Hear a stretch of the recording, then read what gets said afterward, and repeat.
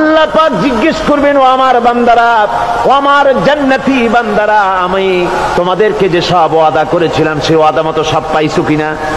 আমি ওয়াদা করেছিলাম আমার জন্য রাত জেগে যদি তাহাজ্জুদের নামাজ পড়ো, নামাজ রোজা হজ যাকাত যদি করো, আমার দিন কায়েমের জন্য যদি আন্দোলন করো, রক্ত যাও, আমার জন্য যদি কষ্ট করো, শহীদ হও, তাহলে আমি তোমাদেরকে জান্নাত দেব। যত ওয়াদা করছিলাম তা পেয়েছো কিনা? জান্নাতীরা বলবে ক্বালু নাআম, সব পেয়েছি, সব নেয়ামত পেয়েছি।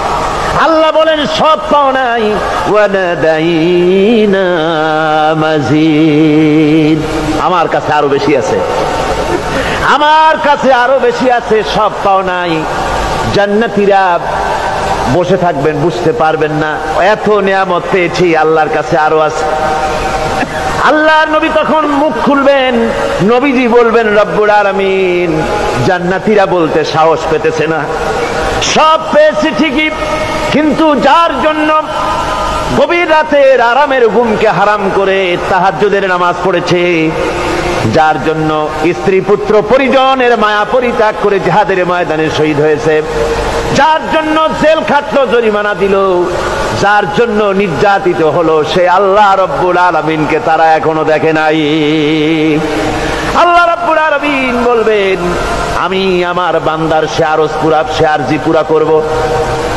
আল্লাহ রব্বুল আলামিন তার সামনের থেকে সমস্ত নূরের পর্দাগুলি সরে যাবে, রব্বুল আলামিন তার বান্দার দিকে, বান্দার সামনে জালুয়া আফরোজ হবেন। আল্লাহ পাক কোরআনে কারীমের ভিতরে বলছেন, উজুহু ইয়াউমাইযিন নাযিরা ইলা রাব্বিহা নাযিরা। বান্দা, আল্লাহ পাক বান্দার দিকে তাকিয়ে থাকবেন, আর সমস্ত বান্দারা আল্লাহ রাব্বুল আলামিনের দিকে তাকিয়ে থাকবে।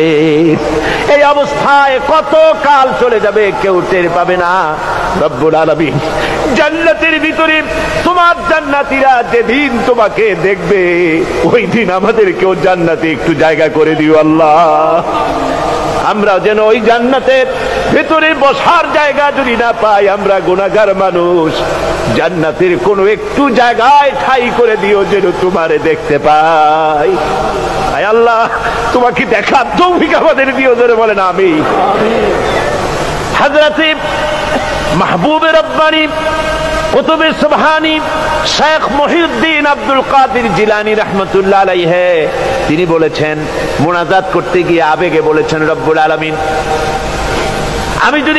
তুমি যদি দয়া করে আমাকে জান্নাত দাও, আর তোমাকে যদি আমি না পাই, তুমি যদি আমার সঙ্গে দেখা না করো, আমারে যদি কথা না বলো, তাহলে এই জান্নাত আমার কোনো লাভ নাই। আর আমাকে যদি জাহান্নামও দিয়ে দাও, আর মাঝে মধ্যে তুমি যদি জিজ্ঞাসা করো মহিউদ্দিন কেমন আছো, তাহলে এই জাহান্নাম আমার জন্য বেহেশত হয়ে যাবে। আয় আল্লাহ, আমি শুধু তোমারই চাই, শুধু তোমারে দেখতে চাই। আল্লাহ রাব্বুল আলামিনকে যেন আমরা দেখতে পারি,